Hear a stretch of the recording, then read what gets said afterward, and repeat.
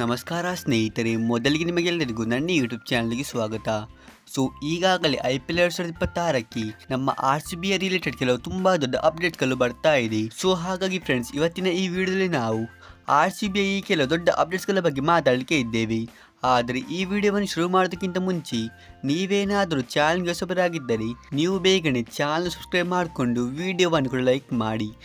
ನಾವು ಇನ್ನೂ ತಡ ಮಾಡದೆ ಬೇಗನೆ ಈ ವಿಡಿಯೋವನ್ನು ಶುರು ಮಾಡೋಣ.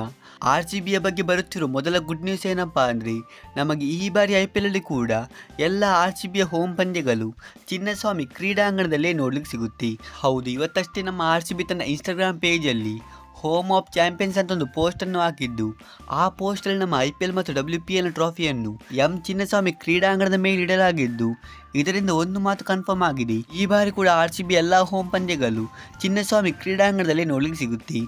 ಈ ನ್ಯೂಸನ್ನು ಕೇಳಿ ನಿಮಗೆ ಎಷ್ಟು ಖುಷಿ ಆಯ್ತಂತ ನೀವು ನನಗೆ ಇಲ್ಲಿ ಕಮೆಂಟ್ ಬಾಕ್ಸಲ್ಲಿ ತಿಳಿಸಬಹುದು. ಆ ನಂತರ ಎರಡನೇ ಅಪ್ಡೇಟ್ ಬಂದುಬಿಟ್ಟು ನಮ್ಮ ಕ್ಯಾಪ್ಟನ್ ರಜತ್ ಪಡಿದಾರ್ ಅವರ ಬಗ್ಗೆ ಇದೆ. ಹೌದು, ರಜತ್ ಪಡಿದಾರ್ ಅವರು ಈಗಾಗಲೇ ನಮ್ಮ RCBಯ ಪ್ರಾಕ್ಟೀಸ್ ಕ್ಯಾಂಪನ್ನು ಜಾಯ್ನ್ ಆಗಿದ್ದು, ಇವರಲ್ಲಿ 6 ಸಿಟ್ಟಿಂಗ್ ಪ್ರಾಕ್ಟೀಸನ್ನು ಶುರು ಮಾಡಿದ್ದಾರೆ. ಹೌದು, ನೀವಿಲ್ಲಿ ಸ್ಕ್ರೀನಲ್ಲಿ ಕೆಲವು ಫೋಟೋಸನ್ನು ನೋಡಬಹುದು. ಇವರಿಲ್ಲಿ ಉದ್ದವಾದ 6 ಅನ್ನು ಹೊಡೆಯುವ ಪ್ರಾಕ್ಟೀಸನ್ನು ಮಾಡುತ್ತಾ ಇದ್ದು, ಇವರು ಒಂದು ಉತ್ತಮವಾದ ಟಚ್ಚಲ್ಲಿ ಕಾಣಿಸ್ತಾ ಇದ್ದಾರೆ. ಆ ನಂತರ ಮೂರನೇ ಅಪ್ಡೇಟ್ ಕೂಡ ಪ್ರಾಕ್ಟೀಸ್ ಕ್ಯಾಂಪ್ ಬಗ್ಗೆನೇ ಇದ್ದು, ಇಲ್ಲಿ ಕೃಣಾಲ್ ಪಾಂಡ್ಯರವರು ಪ್ರಾಕ್ಟೀಸ್ ಕ್ಯಾಂಪಲ್ಲಿ ಬೌಲಿಂಗ್ನ ಪ್ರಾಕ್ಟೀಸನ್ನು ಮಾಡುತ್ತಾ ಇದ್ದಾರೆ. ಅಂದರೆ ಕೃಣಾಲ್ ಪಾಂಡ್ಯರವರು ಒಬ್ಬ ಉತ್ತಮವಾದ ಬ್ಯಾಟರ್ ಆಗಿದ್ದು, ಇವರಲ್ಲಿ ಬೌಲಿಂಗಲ್ಲಿ ಕೂಡ ವೇರಿಯೇಷನ್ ಅನ್ನು ಪ್ರಾಕ್ಟೀಸ್ ಮಾಡ್ತಾ ಇದ್ದಾರೆ.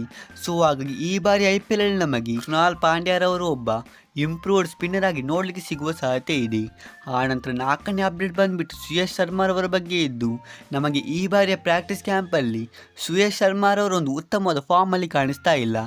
ಅಂದರೆ ಇವರಲ್ಲಿ ವೆಂಕಟೇಶ್ ಅಯ್ಯರ್ ಅವರಿಗೆ ಬೌಲಿಂಗನ್ನು ಮಾಡಿದ್ದು, ವೆಂಕಟೇಶ್ ಅಯ್ಯರ್ ಅವರು ಇವರ ಮುಂದೆ ತುಂಬಾ ಈಸಿಯಾಗಿ 6 ಅನ್ನು ಹೊಡೆಯುತ್ತಾ ಇದ್ದರು. ಹಾಗಾಗಿ ಈ ಬಾರಿ IPLಗಿಂತ ಮುಂಚೆ ಸುಯಶ್ ಶರ್ಮಾರವರ ಬೌಲಿಂಗ್ ಅಷ್ಟೇನು ಎಫೆಕ್ಟಿವ್ ಆಗಿ ಇಲ್ಲದಿರುವುದರಿಂದ ಇದು ನಮಗೊಂದು ಪ್ರಾಬ್ಲಮ್ ಅನ್ನು ಕ್ರಿಯೇಟ್ ಮಾಡಬಹುದು. ಆ ನಂತರ RCBಯ ಬಗ್ಗೆ ಬರುತ್ತಿರೋ ಕೊನೆಯ ಅಪ್ಡೇಟ್ ಬಂದುಬಿಟ್ಟು ದೇವದತ್ ಪಡಿಕ್ಕಲ್ ಅವರ ಬಗ್ಗೆ ಇದ್ದು, ಎಲ್ಲರಿಗೂ ಕೂಡ ಗೊತ್ತೇ ಇರುವ ಹಾಗೆ ಈ ಬಾರಿ ಡೊಮೆಸ್ಟಿಕ್ ಕ್ರಿಕೆಟಲ್ಲಿ ದೇವದತ್ ಪಡಿಕ್ಕಲ್ ಅವರು ತುಂಬಾ ಒಂದು ಅದ್ಭುತವಾದಂಥ ಬ್ಯಾಟಿಂಗನ್ನು ಆಡಿದರು. ಮತ್ತು ಈಗಾಗಲೇ ರಂಜಿ ಟ್ರಾಫಿ ಕೂಡ ಮುಕ್ತಾಯಗೊಂಡಿದ್ದು, ಇನ್ನೇನು ಕೆಲವು ದಿನಗಳಲ್ಲಿ ದೇವದತ್ ಪಡಿಕ್ಕಲ್ ಅವರು ನಮ್ಮ RCBಯ ಪ್ರಾಕ್ಟೀಸ್ ಕ್ಯಾಂಪನ್ನು ಜಾಯ್ನ್ ಆಗ್ತಾರಂತ ಒಂದು ತುಂಬ ದೊಡ್ಡ ಅಪ್ಡೇಟ್ ಬರ್ತಾ ಇದೆ. ನಿಮಗೇನನಿಸುತ್ತೆ, ದೇವದತ್ ಪಡಿಕ್ಕಲ್ ಅವರು ಯಾವಾಗ RCBಯ ಪ್ರಾಕ್ಟೀಸ್ ಕ್ಯಾಂಪನ್ನು ಜಾಯ್ನ್ ಆಗಬಹುದು? ನೀವು ನನಗೆ ಇಲ್ಲಿ ಕಮೆಂಟ್ ಬಾಕ್ಸಲ್ಲಿ ತಿಳಿಸಿ. ಹಾಗಾದರೆ ಈ ವಿಡಿಯೋದಲ್ಲಿ ಇಷ್ಟೇ. ನಾವು ಸಿಗೋಣ ಹೀಗಿನ ಮುಂದಿನ ಇಂಟ್ರೆಸ್ಟಿಂಗ್ ವೀಡಿಯೋಸ್ಗಳಲ್ಲಿ. ಅಷ್ಟರವರೆಗೆ ಬೈ.